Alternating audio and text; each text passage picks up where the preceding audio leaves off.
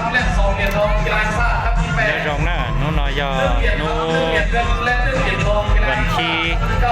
เก่านะอย่ารู้ต่อเห็นดูอย่านู้วันเสาร์นะนอยนู้ซ้อมสนามมหากรรมกีฬาทางที่เก่าอีเนาะเดิมเป็นเชียงขวางอย่านู้ซ้อมใหญ่นะน้องนายนู้ซ้อมใหญ่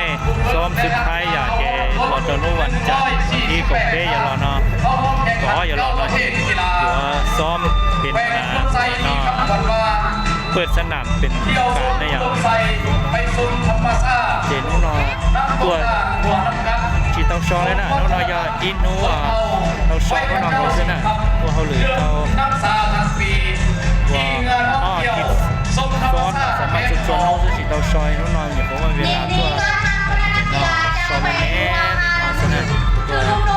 มีใช้เล่นอีเพียนายปอจอตัวที่เขาซ้อมเปิดสนามตัวเล่นจะใช้ได้จอ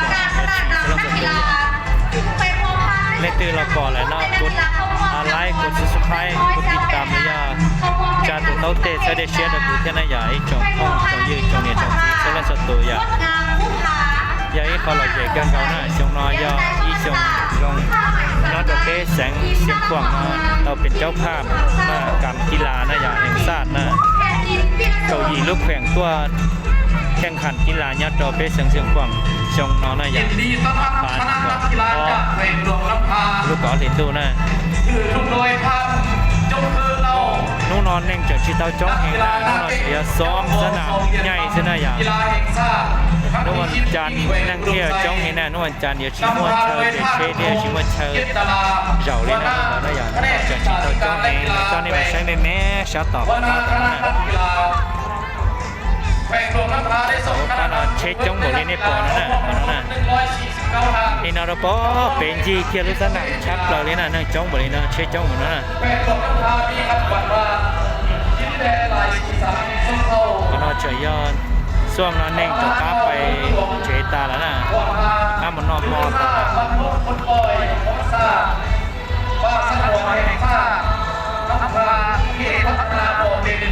เส้นทางเสื้อผ้าพื้นยินดีต้อนรับคณะนักกีฬาจากแควร์หลวงพระบางคือชมรมนักศิลปะอย่ารู้สิค่ะช่วยลิ้นกีฬาเจนจ้องเห็นเลยนะเชิญเจชิมเชิญเดชเชนี่ฮะนั่งเจจ้องเดียนะแต่ชิตาชินะนี่กูอยากตอกตามึงว่ามึงเจเลยแค่นี้เลยตอกตามึงตาไอเชียแล้วนะ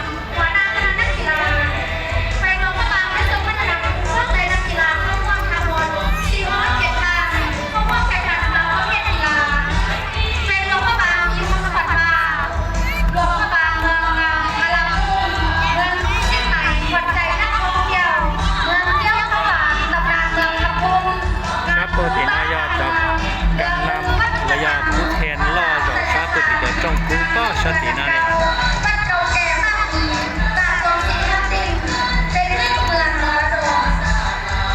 để cho lại có chiếc khá này là ít bột thật nàyยินดีต้อนรับคณะนักกีฬาจากแขวงเชียงขวางเจ้าภาพเธอดูโดยข้าวคอนสวรรค์นัทวงศ์นักกีฬาเทควันโดเจ้าของ1เหรียญเงินกีฬาแห่งชาติครับที่9และ1เหรียญเงินกีฬาแห่งชาติครับที่10ที่แขวงอุดมไซนำพาโดยท่านท้องผิวศรีปัญญารองหัวหน้าแผนกศึกษาธิการและกีฬาแขวงหัวหน้าคณะนักกีฬา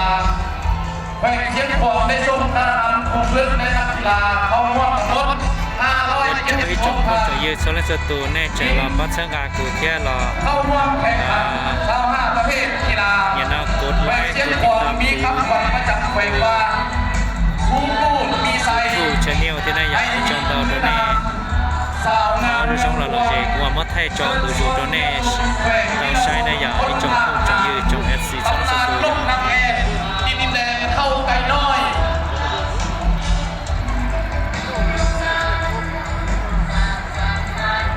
นี่จีบอลเลยยังก็ต้นตัวเตี้ยเดี๋ยวจีบอลนี่จีบตีรถโทรทัศน์ตัวเตี้ย